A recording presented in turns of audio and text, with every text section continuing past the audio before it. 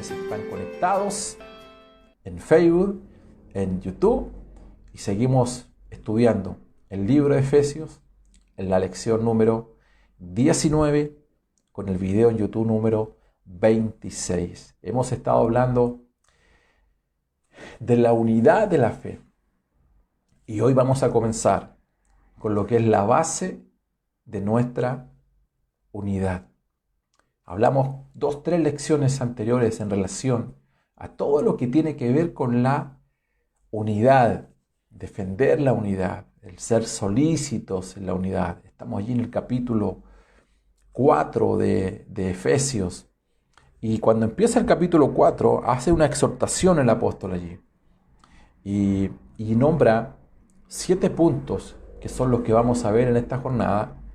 7 puntos que son la base de nuestra fe, la base de nuestra unidad. Es el fundamento, ¿correcto? Ya sabemos lo que es un fundamento. Sabemos que hemos hablado bastante de la solidez que se requiere y se necesita para una construcción. Usted no construiría un gran edificio en un lugar donde a usted le indican que ese lugar es arenoso. Usted no lo haría, porque no es sólido. Usted requiere un lugar donde haya piedra, ¿correcto? Que haya solidez. Esas son las dos caras de un fundamento. El primero es construir en un lugar que usted se asegure que tenga fundamento. O sea, el tema no es construir. Número 1, el tema no es construir, porque usted puede construir un edificio. Yo recuerdo años atrás, Chile, usted sabe, en Chile es un lugar de muchos temblores, de muchos terremotos, pero la gente se acordará del año 85, cuando hubo ese gran terremoto en Valparaíso, y en la zona de Viña del Mar, en Concón, había un edificio que se llamaba El Faro, un edificio de los primeros grandes edificios que se comenzaron a levantar en Chile, en Viña del Mar. Y ¿sabe dónde lo construyeron? En las dunas. ¿Sabe lo que son las dunas? Arena. Bueno, hoy ese lugar, han pasado de los 30 años más o menos, está lleno, pero lleno de edificios. Pero uno de los primeros edificios era aquel, El Faro. Y ese edificio, cuando terminó el terremoto, se desvió. Bueno, finalmente lo demolieron. O sea, se puede construir algo en algo que no necesariamente es un buen fundamento. La vida de mucha gente está edificada sobre arena y transitas un tiempo bien, transitas emocionalmente un tiempo, transitas un tiempo en que las cosas te acontecen y te suceden hasta que viene un remesón a tu vida. Enfermedad, economía, familia, la pandemia. Usted ponga el apellido, el calificativo que más le acomoda. Por otro lado, ese es el primer punto. El segundo punto es, una vez tienes el fundamento, el edificio es proporcional al fundamento. Porque si tú haces un hoyo de 5 metros hacia abajo y pones una losa inmensa y llegan muchísimos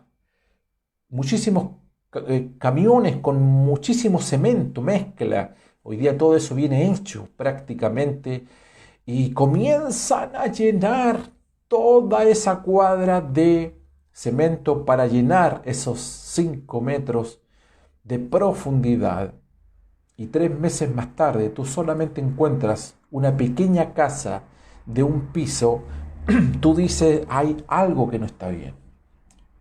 ¿Por qué construyen una mole hacia abajo y la casa hacia arriba es tan pequeña?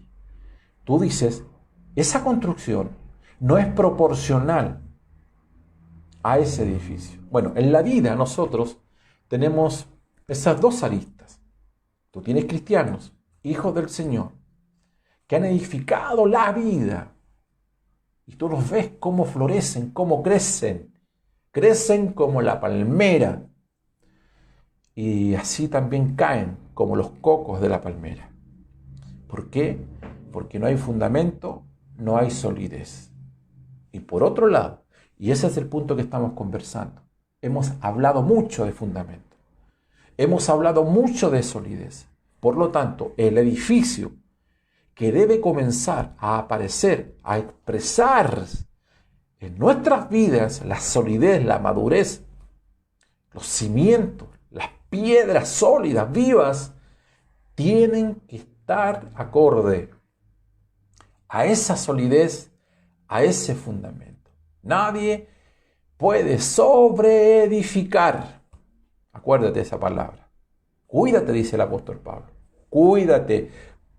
¿Cómo estás sobreedificando? Porque la sobreedificación es tan importante y trascendente como lo es también el fundamento. Entonces, la equivocación, ¿cuál es?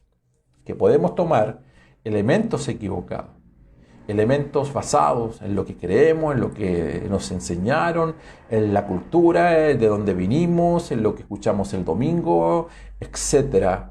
Y al final, ¿qué es eso? Madera, heno y hojarasca.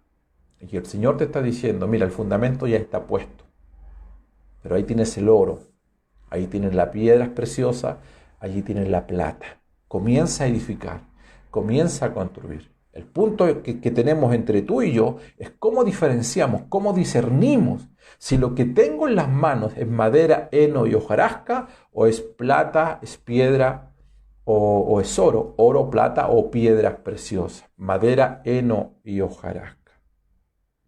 ¿Cómo sé que lo que tengo? Acabo de mencionar el ejemplo. El edificio era hermoso. Estuvo muchos años allí. El faro, el que les acabo de mencionar. Vivía gente, mucha gente. Fue pionero, pero vino ese sismo, vino ese terremoto y, ¿sabes? Lo denunció, evidenció que aquel edificio, por muy hermoso que era ese edificio, ¿sabes por qué se llamaba el faro? Porque estaba en la punta de un cerro, de unas dunas de arena. Pensaron que habían dado con la roca, habían dado con la solidez, y no fue así. Alumbraba, era un faro, se veía hermoso, una vitrina a todos, hasta que vino un terremoto. Algunos son así. Hay gente de Dios que es así, que alumbran, que cantan, que están felices, que llegan domingo tras domingo. El gozo del Señor es mi fortaleza, y toda la noche sin parar. Y cantan y pueden estar cantando hasta que viene un pequeño sismo, un pequeño terremoto, temblorcito a su vida. ¿Y qué ocurre? Se desesperan, se angustian. No hay nada de malo en llorar, correcto, sino que cuando aquellas cosas finalmente, todos lloramos, correcto, todos tenemos momentos de soledad y de silencio. A todos nos inundan muchas veces los miedos y el temor. Pero la fortaleza, la solidez que tú tienes por dentro, tiene que estar por sobre aquel temblor que te puede mover tus emociones. Me doy a entender. Entonces, cuando hemos hablado de fundamento, hemos hablado de aquello que ocupa. Pablo le dice a Timoteo, echa mano. Le está insinuando algo. Echa mano a aquello. A ver, le está diciendo, mira, tú sabes de qué te estoy hablando. No tienes que echar mano a otras cosas, porque ya sabes lo que tienes en tu interior. Y esta palabra es para ti en esta jornada. Ya tú sabes dónde tienes que echar mano. Y estas bases de la unidad, que son 7 que menciona el apóstol Pablo, usted las tiene en su lección, son el fundamento de la unidad, de la fe. Ya dije, acá no estamos hablando de uniformidad, aquí no estamos hablando de abrazarnos, hermano, yo estoy unido contigo, yo te amo, hermano, ¿qué puedo hacer por ti? No estamos hablando de comprometernos, voy a orar por ti. Amado, eso se asume que es materia básica en nosotros. Si el amor al prójimo es necesario, importante y trascendente, mayor razón y mayor compromiso y responsabilidad es aquellas cosas que debemos hacer unos por otros. Pero estamos hablando de otra cosa. Estamos hablando de la unidad de la iglesia y del Espíritu. Las 7 cosas que son base del fundamento de la unidad son: número 1, el cuerpo; número 2, un espíritu; número 3, una esperanza; número 4, un Señor; número 5, una fe; número 6, un bautismo; número 7, un Dios y Padre. Yo sé que usted tiene la lección. Alguien dirá, pastor, va muy rápido. Voy rápido porque usted tiene una lección. Pero asumiendo que algunos no tienen la lección allí, lo voy a decir más lento, de modo que alguien lo pueda escribir y todos lo puedan leer. 7 cosas que forman la base o fundamento de nuestra unidad. 7 cosas que forman la base o fundamento de nuestra unidad. 7. Número 1, un cuerpo. 2, un espíritu. 3, una esperanza. 4, un Señor. 5, una fe. 6, un bautismo. Y 7, un Dios y Padre. Allí están las 7 que vamos a comenzar a desarrollar. ¿Todos contentos? Estos 7 elementos forman 3 grupos. El primer grupo es el grupo del espíritu, con el cuerpo como su expresión. Es el grupo del espíritu. Pero el espíritu, cuando usted dice espíritu, ese espíritu no se ve. Por lo tanto, el cuerpo es la expresión del espíritu. Está este cuerpo, ¿correcto? Hemos dicho tantas veces que nosotros somos seres espirituales, con una experiencia humana. Usted viene... usted pertenece o responde, igual que yo, a un propósito eterno de parte del Señor. Somos espíritu, esa es nuestra esencia, somos espíritu, que a través de una modalidad diseñada por el Señor, que es el nacimiento del vientre de nuestra madre, vinimos acá y el Señor nos da un cuerpo. Ese cuerpo tiene una vida útil, ¿correcto? A lo más promedio, 85, 90 años promedio. No estoy diciendo que hay que llegar a esa edad. Cada uno tiene su día y su hora. Pero el espíritu vuelve al lugar, a la esencia, a su fuente. Vuelve a Dios. Entonces, ese espíritu requiere y necesita un cuerpo para que ese cuerpo le pueda expresar. Este cuerpo, habiendo sido regenerado, el nuevo nacimiento, el cambio de vida y el cambio de naturaleza, es llenado por el Espíritu. Y ese cuerpo entra en un proceso de ser transfigurado hasta llegar finalmente a la semejanza de Cristo. Esos puntitos los iremos viendo paulatinamente, pero lo voy a repetir más o menos para que les quede la idea. Cuando recibimos al Señor, lo que el Señor le dice a Nicodemo, necesitan nacer de nuevo. Ese nuevo nacimiento, nosotros lo comprendemos, lo entendemos como la regeneración. Hemos sido regenerados.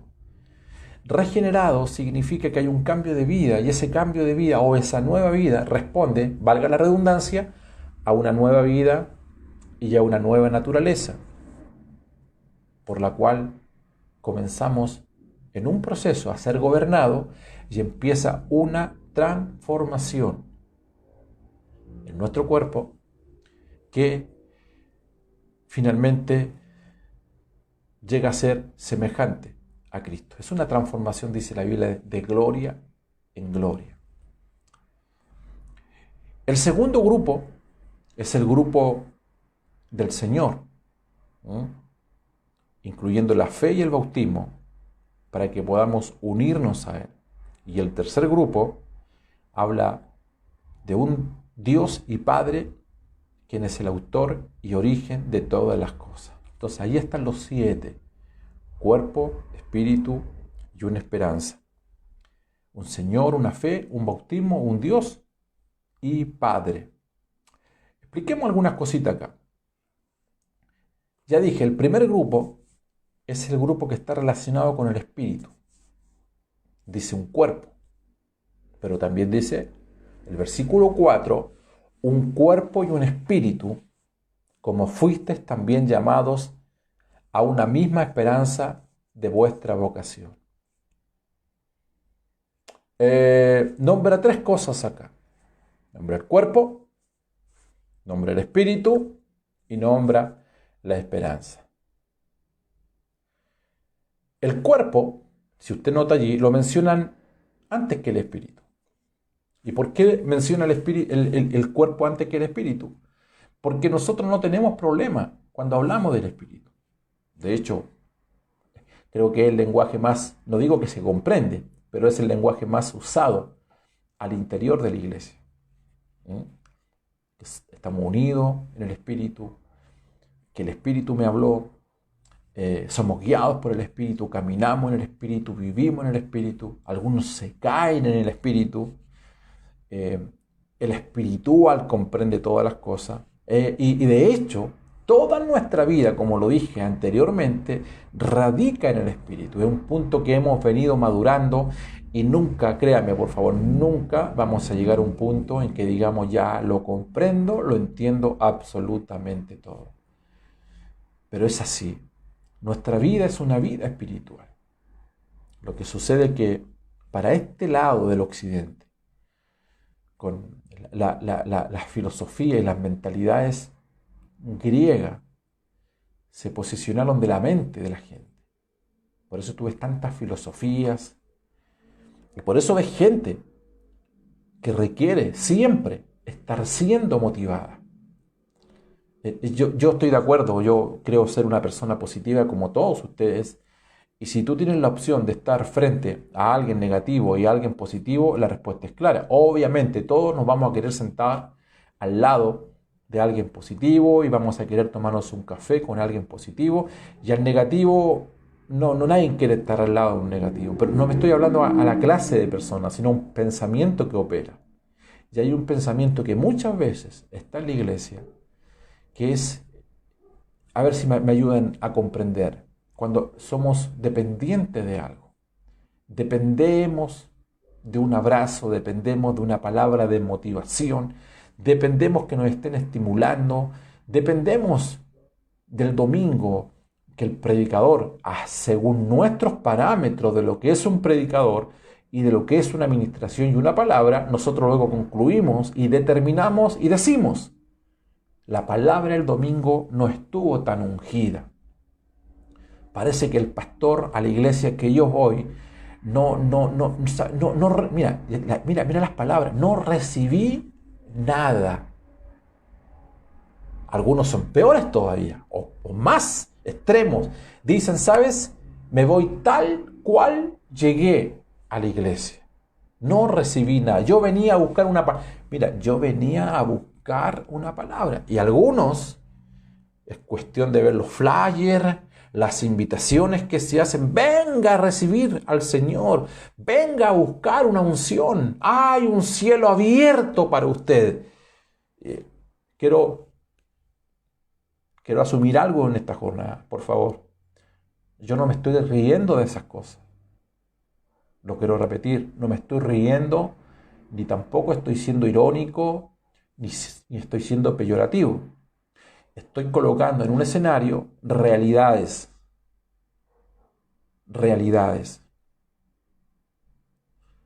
El ámbito en el cual nosotros nos movemos es un ámbito y un hábitat, una dimensión espiritual. Hemos sido posicionados, sentados con Dios, juntamente con Cristo, en los lugares celestiales. Por lo tanto, revelar ese misterio en el cual usted y yo nos encontramos es un tema que lo hemos abordado, y ahí yo apunto, nunca lograremos comprenderlo del todo, pero es allí donde estamos, y eso es lo que usted tiene que madurar. El foco de su oración tiene que ser: Señor, revélame mi posición espiritual. No basta que usted diga, soy su hija, soy su... No, es una verdad, somos hijos del Señor. Pero acuérdate que estamos hablando de la base, estamos hablando del fundamento. Y si cada vez, le hablo a gente que lleva años, si cada vez que usted va a la congregación a la cual usted asiste, siempre va con la expectativa de que, no sé, que alguien le dé una palabra, que alguien le unja, que alguien le motive, porque eso para usted es clave. Ahora, siempre va a ser extraordinario cuando uno está expuesto a una palabra que te desafía, que te confronta, remas de parte del Señor. Todos amamos aquello, solo que hay momentos que aquello no va a estar. De ahí cuando el apóstol Pablo le dice a Timoteo, cuando nada de aquello esté, nunca te olvides, echa mano a la vida eterna. Y el punto es que allí estamos de acuerdo. Pero amado, escucha esto. Si no tenemos claro eso, ¿cómo vamos a tener claro luz en relación a lo que es un cuerpo y un espíritu? Fuimos llamados a un cuerpo. Mira, esta palabra es tremenda, ¿eh? Y me voy a tomar todo el tiempo que sea necesario para ir de alguna u otra forma avanzando. Un cuerpo y un espíritu, como fuiste también llamados en una misma esperanza. Estas tres palabras son clave, estamos en el punto 1. Cuerpo, espíritu y esperanza. Nuestro problema no radica en el cuerpo. Nuestro problema es comprender la unidad no radica en el espíritu, porque es algo en lo cual estás posicionado. Necesitas luz allí. Pero comprender el cuerpo. Cuando el apóstol Pablo habla en Efesios de la iglesia del Señor, algo que hemos mencionado también, habla de 4 niveles de lo que es la iglesia. El primer nivel lo desarrollamos muy al detalle hace meses atrás. Es el principio de asamblea. ¿Correcto? Eclesía es asamblea, número, grupo de personas. Es donde usted se reúne en un lugar determinado. Pero esa es una palabra que no necesariamente es atribuible solo a la iglesia, sino es una asamblea, un grupo de personas. Un club deportivo también lo es. Un grupo de socios en alguna empresa también son una asamblea. Solo que en la iglesia del Señor esa definición es lo más básico, es decir, un grupo de personas que se reúne en torno a algo. ¿Correcto? Pero el apóstol después dice, necesitamos más luz, dice en Efesios. Y habla de un segundo nivel, que es el nivel de familia. Y dice la iglesia, la cual es la familia del Señor. Y usted comprenderá que cuando hablamos de un grupo de personas que pertenecen a un club deportivo, o cuando hablamos que dentro de ese grupo de personas, además, hay familias, se disuelve esa asamblea, cada grupo, cada persona se van a sus casas, toman sus carros, sus autos y se van, pero la familia se van en un mismo vehículo. Es decir, la asamblea se disolvió, pero la familia no se puede disolver tan fácilmente. Se puede, pero no tan fácilmente como lo es que se pueda finalmente disolver un grupo de personas, no importa el número. Pero Pablo no se detiene allí, y Pablo sube a un tercer nivel. Así ya habló de la asamblea, de la iglesia, ya habló de la familia, pero ahora habla del cuerpo. Es decir, la iglesia como grupo de personas, la iglesia como la familia con lazos muy poderosos, pero habla finalmente del cuerpo. Amados, y cuando habla del cuerpo es porque allí tenemos que detenernos. La iglesia no es el lugar donde tú vas, por muy grande que sea. La iglesia no es familia con propósito. Familia con propósito es una organización seria, por cierto, que tiene representante legal, ¿correcto? Que está en el país, la nación de Chile, que responde al Estado de Chile y que cumple las leyes que conforme al Estado de Chile, como organización, según nuestros estatutos, debe cumplir. Pero la iglesia no tiene que ver con eso. Eso es nos rige, nos da un orden, nos da un nombre para funcionar como representación y diferenciarnos de otras organizaciones, para bien o para mal. Pero la iglesia no responde a esos cánones. La iglesia no responde necesariamente a esa constitución. La iglesia responde a otra constitución. Por eso cuando la Biblia dice el celo, gente celosa de Dios, hay gente que es celosa según nuestros reglamentos, nuestros estatutos, nuestro ministerio, y algunos hasta son osados en decir, ustedes no saben el precio que yo he pagado por esta iglesia. A ver, perdóname, pero yo conozco a uno que pagó el precio por la iglesia y murió. Y le da como enseñanza a los hombres: marido, amad a vuestras esposas, así como Cristo amó la iglesia. ¿Y qué dice? Y dio la vida por la iglesia. Y ahí colocó un punto final. Ese no es punto suspensivo. Ese punto final se llama consumado es. Cuando dice consumado es porque no hay nada más que sumar. No hay nada más que añadir. Y por favor, grábese esto. No hay nada más que sumar, nada más que añadir al sacrificio de Cristo, porque ese sacrificio de Cristo fue perfecto. La pregunta entonces, pastor, ¿de qué está hablando? ¿Qué hacemos entonces? Es que de eso estamos conversando. ¿Qué tan lejos, cuán perdido hemos estado? Y permítame hablar en primera persona, no estoy señalando a ninguno de ustedes, pero cuánta luz nos ha faltado en esto. Alguno dirá, me ha costado mi familia, me ha costado la vida, me ha costado sacrificio. Pero es un tema personal. Eso no tiene que ver con la iglesia. Eso tiene que ver con la asamblea. Eso tiene que ver con el número de personas a donde tú vas. Ponle el nombre que quieras.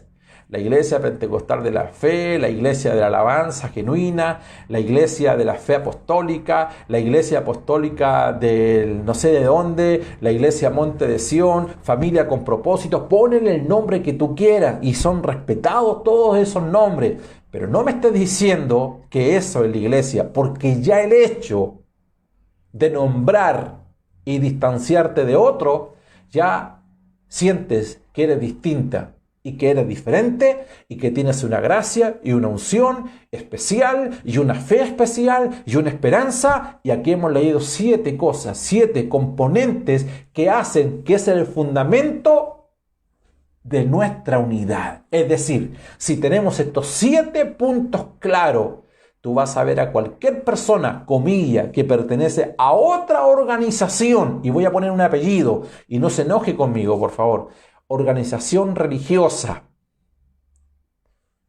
Porque esta organización donde yo estoy en Chile, que se llama Familia con Propósito, y voy a nombrar esto porque no voy a nombrar otro, está clasificada como una organización religiosa. Y la sociología mundial le llama a los evangélicos, ¿cómo le llaman? Religión. Y tienen razón. Porque en ese primer peldaño que estamos hablando,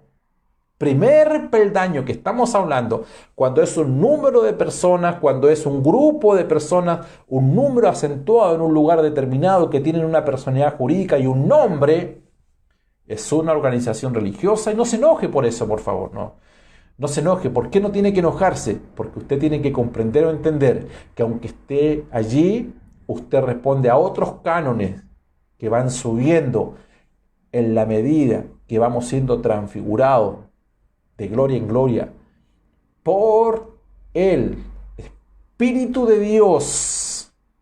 Nuestra mente se va renovando y vamos capturando que aunque estamos en un lugar determinado, que aunque estamos en Chile, aunque estemos en África, aunque estemos en Europa y estamos en un lugar determinado y pertenecemos a un número de personas y a un nombre X, en mi mente espiritual yo pertenezco al cuerpo de Cristo.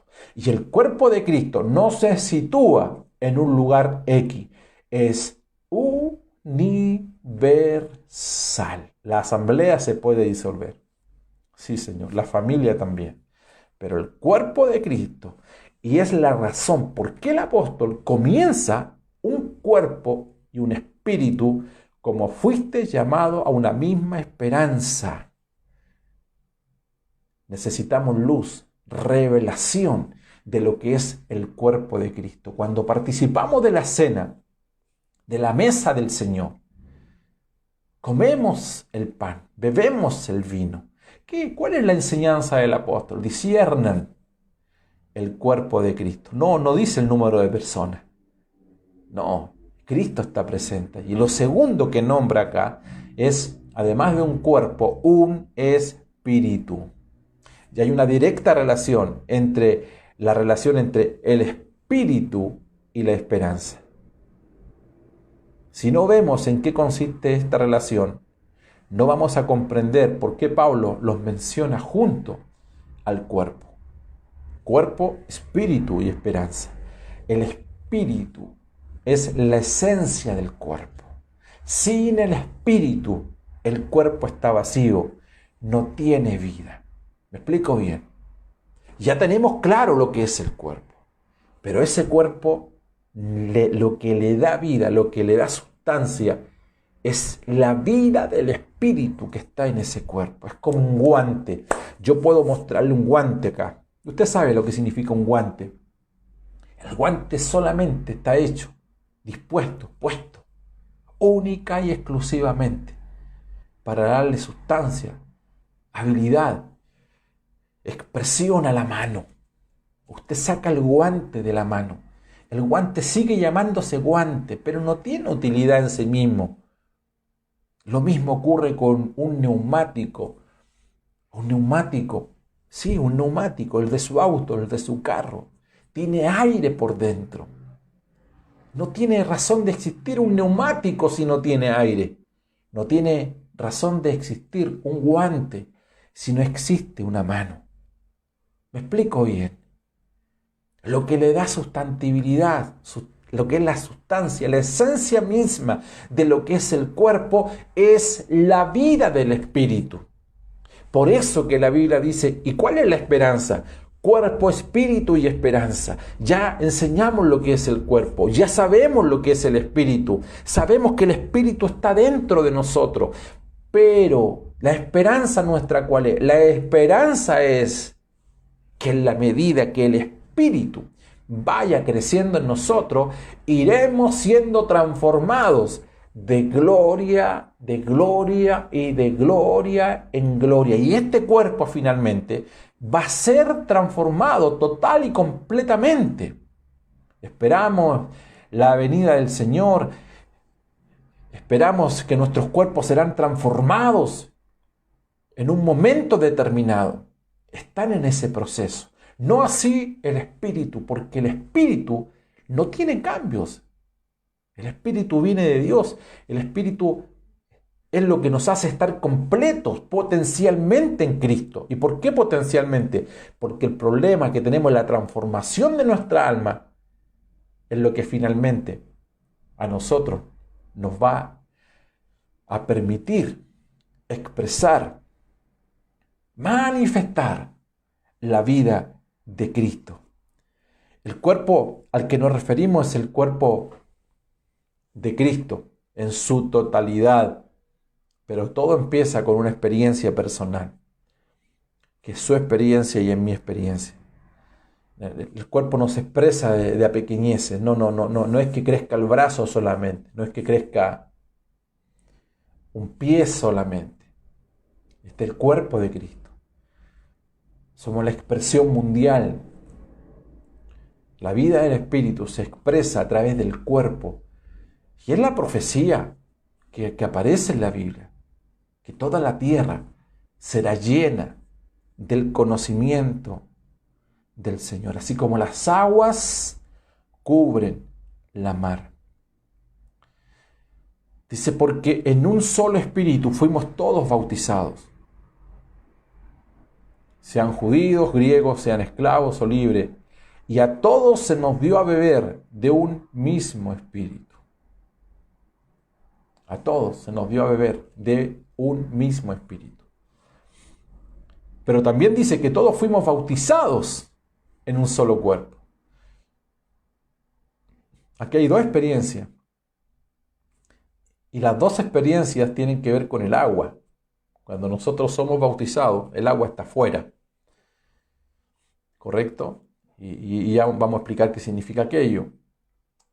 Pero también dice que se nos dio a beber de un mismo espíritu. Y esa agua que usted y yo hemos bebido del Señor, o estamos bebiendo, esa agua que está en nuestro interior. Es como que cuando usted se levanta en las mañanas, usted se ducha. Y esa ducha, cuando usted se está bañando en la tina, en la ducha, esa es un agua por fuera. Usted se lava el cabello, se pasa el agua, jabón, toda esa agua es por fuera. Usted terminó de ducharse y luego se va a tomar un café, o una soda, o un refresco, lo que sea. Y esa agua, a diferencia de la ducha, es agua que usted la está bebiendo. Nosotros tenemos ese tipo de experiencia. Tenemos una experiencia externa, que es el bautismo, y tenemos una experiencia interna que tiene que ver con la llenura. Pero es el espíritu, finalmente, lo que le da vida al cuerpo. Un cuerpo sin el espíritu es un cadáver. Es como decirles a usted, un cuerpo inerte en la UCI de un hospital. En la UCI, inerte, sin movimiento, donde todos los órganos vitales están condicionados y sujetos a máquinas. Ese cuerpo está vivo, no tiene movimiento, está inerte. El corazón no está funcionando, es una máquina que reemplaza el corazón. Lo mismo los pulmones, lo mismo los riñones. En el mismo hospital, en la morgue, hay un cuerpo, un cadáver, que hace solo minutos dejó de existir. ¿Qué hace la diferencia? Si tú ves los cuerpos, esos cuerpos son iguales, aparentemente. Los dos están inertes. Ninguno tiene movimiento. La vida es lo que hace la diferencia. ¿Cómo hace un médico para quitarle la vida? No es cosa de abrir ese cuerpo, meter la mano y sacarle la vida. ¿Dónde está la vida de ese cuerpo? O lo otro, ¿cómo hago para introducir la vida en este cadáver? Es un misterio. Es un misterio. Es el misterio. Y esa es la diferencia que tenemos que marcar. Lo que le da vida al cuerpo es la vida del espíritu. Por eso que ante un momento límite, Pablo le dice a Timoteo, echa mano a la vida eterna. Hay algo dentro de ti que es la eternidad misma. Y concluye el apóstol acá cuando habla de la esperanza, diciendo que es Cristo en vosotros, la esperanza de gloria, cuando habla en Colosenses 1:27, a quienes Dios quiso dar a conocer la riqueza de la gloria de este misterio entre los gentiles, que es Cristo en vosotros, la esperanza de gloria. ¿Cuál es la esperanza que nosotros tenemos? Es de la que estamos conversando, que seremos transformados. Pero por otro lado, la esperanza tampoco es futurista. Por un lado sí, porque seremos transformados. Pero dice la esperanza, ¿cuál es? Cristo en vosotros. Es una esperanza latente, presente, el saber, el tener luz, el tener revelación, que Cristo está en tu corazón. Pero todo esto que estoy conversando y estoy concluyendo, tiene que verse, medirse, comprenderse en una dimensión espiritual. No vale solamente que leamos la lectura, es comprender espiritualmente quiénes somos, lo que somos, de manera individual, primero que todo por la experiencia que cada uno ha tenido, pero lo más importante y trascendente, lo que somos. Somos el cuerpo de Cristo. Y si yo tengo claridad y luz en estos puntos que estamos recién comenzando a enseñar, que es un cuerpo, no es mi congregación solamente. Respeta tu congregación, por supuesto. Respeta a tu pastor, hemos conversado, hablado tanto. Un cuerpo, un espíritu, una esperanza, un Señor, una fe, un bautismo, un Dios y Padre. Bendito sea el Señor. Bien, pues, 9 de la noche, pasadito con un minuto. Disculpen por haberme pasado un minuto. Que el Señor les guarde, les bendiga. Que la gracia y el favor de nuestro Padre Celestial sobreabunde en cada uno de ustedes. Desde acá, desde la Florida, Santiago de Chile, felices porque este jueves se termina la cuarentena. Les mando muchísimas bendiciones. Les amo. Gracias por sus oraciones. Gracias por su amor. Gracias por su generosidad. Gracias por todas las cosas que nos escriben. Les amamos. Bendiciones.